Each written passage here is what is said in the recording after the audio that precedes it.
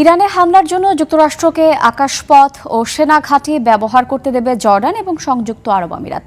ইরানের বিরুদ্ধে যুক্তরাষ্ট্র কী ধরনের পদক্ষেপ নিচ্ছে তা নিয়ে আলোচনার মধ্যেই এই তথ্য ফাঁস করেছে ইসরায়েলি দৈনিক হায়ম।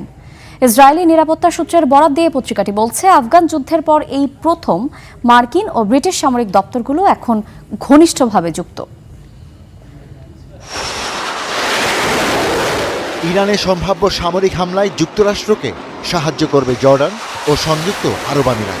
যুক্তরাষ্ট্রকে আকাশপথ ও সেনাঘাঁটি ব্যবহার এবং গোয়েন্দা সহযোগিতা দেওয়ার প্রতিশ্রুতি দিয়েছে মধ্যপ্রাচ্যের এই দুই দেশ। একই সহযোগিতা নিয়ে প্রস্তুত যুক্তরাজ্য। রয়্যাল এয়ারফোর্সের বেশ কিছু যুদ্ধবিমান অবস্থান নিয়েছে মধ্যপ্রাচ্যের বিভিন্ন ঘাঁটিতে। দৈনিক ইসরায়েল হায়েম নামের একটি পত্রিকার প্রতিবেদনে বলছে, কৌশলগত পদক্ষেপ হিসেবে ইরানে হামলার প্রস্তুতি নিয়েই এগোচ্ছে ট্রাম্প প্রশাসন।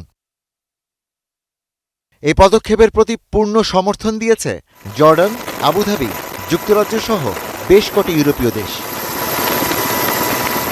ইরান এরই মধ্যে হুমকি দিয়েছে, হামলা হলে মধ্যপ্রাচ্যে মার্কিন সামরিক উপস্থিতিতে তারাও পাল্টা হামলা চালাবে।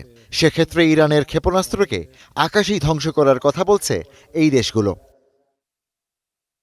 মার্কিন সেন্ট্রাল কমান্ড সেটকম প্রধান অ্যাডমিরাল ব্র্যাড কুপার শনিবার ইসরায়েলের নিরাপত্তা কর্মকর্তাদের সঙ্গে বৈঠকের পর এসব তথ্য সামনে এসেছে। এই কারণেই আফগান যুদ্ধে ন্যাটোর ভূমিকা নিয়ে বিতর্কিত মন্তব্যের পর খুব দ্রুতই যুক্তরাজ্যের সাথে সমঝোতার পথে হেঁটেছেন ট্রাম্প। একই কারণে সম্ভবত গ্রিনল্যান্ড প্রশ্নেও আপাতত চুপ থাকার নীতি নিয়েছে ট্রাম্প প্রশাসন। ইসরায়েলের নিরাপত্তা সূত্রগুলো বলছে, আফগান যুদ্ধের পর এই প্রথম মার্কিন ও ব্রিটিশ সামরিক দপ্তরগুলো এখন ঘনিষ্ঠভাবে যুক্ত, যা যথেষ্ট ইঙ্গিতবহ। এদিকে ইরানের সম্ভাব্য হামলার বিপক্ষে অবস্থান নিয়েছে সৌদি আরব, কাতার ও ওমান।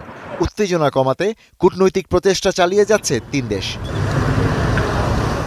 যুদ্ধের উত্তেজনায় সবচেয়ে বেশি উদ্বিগ্ন ইরানের মানুষ। যুদ্ধজাহাজ পাঠানোর বিষয়টি আমার মনে হয় তাদের নিজেদের নিরাপত্তার বিষয়। ইরান সবসময় বলছে যে তারা মধ্যপ্রাচ্যে মার্কিনীদের স্বার্থে আঘাত হানবে।